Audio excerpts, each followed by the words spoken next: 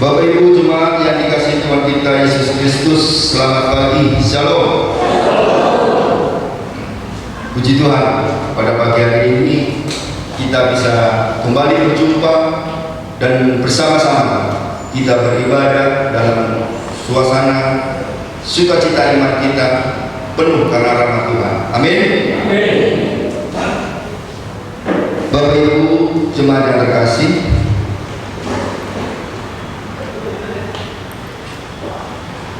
perikop bacaan kita pada pagi hari ini merupakan epilog atau bagian akhir dari kitab Wahyu secara keseluruhan. Kitab ini ditulis oleh Rasul Yohanes. Ketika itu Rasul Yohanes berada di Pulau Patmos, dan oleh Rasul Yohanes kitab ini ditulis dengan gaya bahasa apokaliptik, yang mana kitab ini berisi tentang sesuatu yang tadinya bagi umat pada masa itu masih sangat tertutup atau rahasia, tetapi oleh Rasul Yohanes semuanya diungkapkan lewat penglihatan yang dialami oleh Rasul Yohanes sendiri. Jadi wahyu Tuhan ini sebenarnya bertujuan untuk mengungkapkan hal-hal yang masih dianggap rahasia. Wahyu ini disampaikan untuk membuka rahasia surgawi kepada para murid dan orang-orang percaya pada waktu itu. Wahyu Tuhan yang disampaikan kepada Yohanes ini pada masa itu sebenarnya dialamatkan kepada ketujuh jemaat yang berada di daerah Asia Kecil, di mana kondisi jemaat pada masa itu sedang mengalami penderitaan yang hebat. Penderitaan di bawah pemerintahan bangsa Romawi, di mana ketika itu Kaisar Domitianus yang berkuasa pada masa itu memaksa semua rakyat Romawi tanpa terkecuali untuk menyembahnya sebagai Tuhan dan Allah mereka. Pergumulan bagi bangsa Israel pada masa itu, terutama orang-orang Kristen yang tidak patuh dan hanya tetap setia dalam iman kepada Yesus Kristus, maka mereka akan mengalami penganiayaan. Mereka dipaksa untuk menyembah Kaisar sebagai Tuhan. Walaupun demikian, kebenaran firman Tuhan yang diberitakan oleh Rasul Yohanes ini justru menghantar orang-orang percaya pada masa itu kepada suatu pengharapan dan masa depan yang baru. Memang kehidupan orang-orang Kristen pada masa itu begitu syarat dengan berbagai tantangan dan pergumulan. Namun demikian, sebagai orang percaya, mereka harus tetap hidup yang mengarah kepada satu pengharapan. Pengharapan yang telah disediakan oleh Tuhan Yesus untuk masa depan mereka. Nah, Ibu Bapak yang terkasih, pasal 22 yang menjadi bacaan kita pada saat ini berisi tentang nubuat kedatangan Tuhan Yesus ke dunia ini. Kedatangan Tuhan Yesus untuk yang kedua kalinya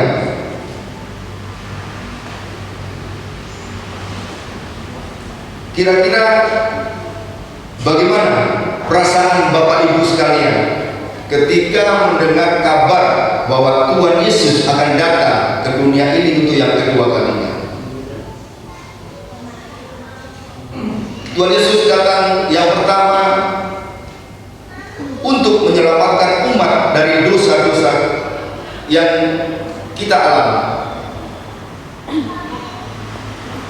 Kedatangan yang kedua ini tentunya merupakan atau menjadi tanda tanya bagi kita semua. Kapan Tuhan Yesus mau datang? Berbagai perasaan mungkin timbul dari perasaan Bapak Ibu jemaat dan saya. Ada yang gundah, ada yang takut, karena apa yang kita lakukan dalam dunia ini belum sependapat dan sekehendak Tuhan Yesus. Barangkali ketika anak muda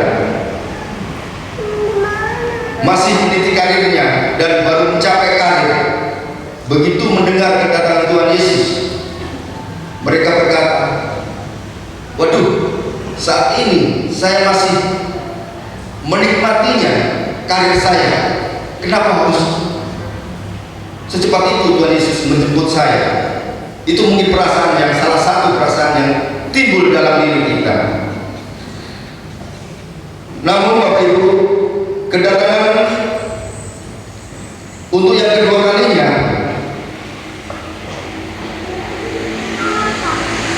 Tuhan Yesus ke dunia ini bukan untuk kembali menyelamatkan kita dari dosa kita, akan tetapi Tuhan Yesus akan datang sebagai hakim yang agung. Tuhan Yesus datang kembali ke dunia ini dengan membawa upah bagi kita semua, dan upah yang diberikan kepada setiap kita sesuai dengan perbuatan kita. Dan berita yang disampaikan oleh Rasul Yohanes ini merupakan sebuah kebenaran, sebab semua yang dialami dan ditulis oleh Rasul Yohanes ini benar-benar apa yang disampaikan Tuhan kepada Rasul Yohanes.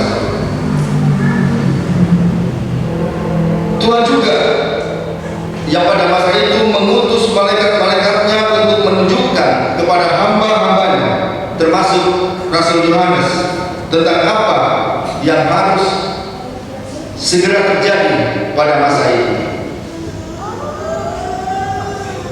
Ketika kedatangan Tuhan Yesus disampaikan, hal ini ibarat sebuah aliran air di padang gurun bagi bangsa Israel pada masa itu. Berita ini membawa secercah harapan dan sukacita, khususnya bagi umat yang hidup taat pada Kristus pada masa itu. Walaupun mereka sedang menderita karena ditindas oleh pemerintahan Romawi, tetapi sukacita itu datang karena ketaatan mereka. Kedatangan Tuhan untuk yang kedua kalinya akan membawa orang-orang yang percaya menuju kekekalan hidup, yang di dalamnya tidak akan ada lagi derita atau air mata, bahkan kecemasan, melainkan hanya ada sukacita dan kebahagiaan kekal bersama Tuhan. Semuanya itu akan dialaminya jika orang-orang percaya, Bapak Ibu dan saya, tetap hidup dalam kesetiaan dan taat pada kehendak Tuhan. Ibu bapak yang dikasihi Tuhan,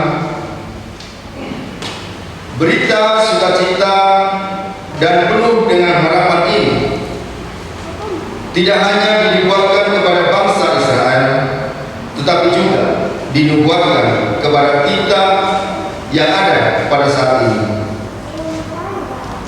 Akan tetapi ada suatu perbedaan ketika nubuatan itu disampaikan pada masa itu dengan pada masa sekarang.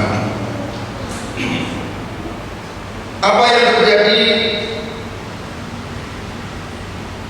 pada masa itu menjadikan pergumulan bangsa Israel tidak sama dengan pergumulan yang kita alami pada saat ini. Dahulu bangsa Israel mengalami penindasan oleh penguasa bangsa Romawi, dan saat ini kita bukan mengalami penindasan oleh penguasa negeri ini, tetapi saat ini kita sedang mengalami penindasan oleh penguasa hati kita masing-masing, di mana dalam kehidupan kita sering dituntut untuk mengikuti keinginan-keinginan duniawi kita. Seringkali kita hidup dalam kedagingan kita. Seringkali kita hidup hanya mengikuti ego kita. Bahkan ada yang mengikuti hawa nafsu dan lain sebagainya. Tanpa disadari, perilaku hidup seperti inilah yang justru mendatangkan persoalan, kesulitan dan pergumulan dalam hidup kita. Karena apa, Bapak Ibu? Karena apa yang kita lakukan justru menjauhkan kita dari hidup dalam ketaatan kepada Tuhan. Perlu kita ingat, hidup yang kita jalani saat ini semuanya ditentukan oleh perkataan Tuhan dan bukan ditentukan oleh perkataan kita sebagai manusia. Oleh karena itu, mari kita harus tetap percaya pada perkataan dan janji Tuhan. Kita harus hidup taat pada firman Tuhan. Firman Tuhanlah yang menjadi penghibur dan kekuatan bagi kita yang tetap tekun menghayati iman kepada Kristus. Hidup berlandaskan firman Tuhan bertujuan agar ketika kita ada masalah, tantangan dan pergumulan, semuanya itu tidak akan mudah merobohkan hidup kita. Karena kita memiliki fondasi yang kuat di dalam iman yang kokoh, yang dibentuk dari ketaatan, melakukan perkataan dan firman Tuhan. Di dalam Injil Matius pasal 7 ayat 25 dan ayat 24 dan ayat yang ke-25 mengatakan, setiap orang yang mendengar perkataanku ini dan melakukannya, ia sama dengan orang yang bijaksana yang mendirikan rumahnya di atas batu. Kemudian turunlah hujan dan datanglah banjir, lalu angin melanda rumah itu, tetapi rumah itu tidak rubuh sebab didirikan di atas batu. Itu artinya bahwa orang-orang yang melakukan firman Tuhan dengan taat tidak akan kehilangan iman percaya mereka kepada Kristus, sehingga mereka tetap mengalami kebahagiaan sejati meskipun kehidupannya diterpa berbagai persoalan dan pergumulan. Bapak Ibu yang terkasih, saat ini kita sudah berada di hari kedua di tahun 2022. Kita sudah memasuki lebaran yang kedua dan masih ada 363 lebaran halaman yang harus kita lewati dan harus kita isi lewat kehidupan kita di tahun ini. Kita tidak tahu apa yang akan terjadi dalam kehidupan di masa yang akan datang. Namun kita percaya bahwa masa depan kita ada di dalam tangan Tuhan. Tuliskanlah sesuatu yang baik di halaman demi halaman, di lembar demi lembar hari-hari kehidupan kita. Lewat perbuatan, perkataan, tingkah laku yang tentunya berkenan kepada Tuhan. Hidup kita saat ini yang Tuhan masih anugerahkan bagi kita, hendaknya boleh kita isi dan kita maknai dengan tujuan-tujuan yang perlu dicapai demi kemuliaan nama Tuhan.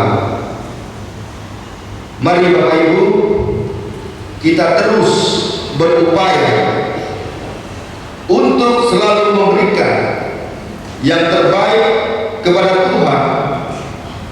Kita terus berupaya memberikan yang terbaik kepada sesama kita, sebab demikianlah Kristus juga telah melakukannya bagi kita.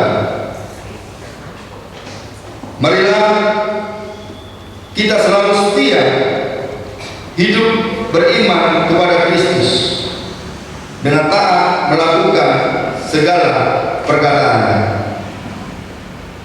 dan kita melakukannya sebagai tanda kesiapan diri dan bakti kita dalam menantikan kedatangan Tuhan Yesus yang kedua ke dalam dunia ini dengan penuh segala kemuliaan Tuhan. Tuhan Yesus memberkati. Amin.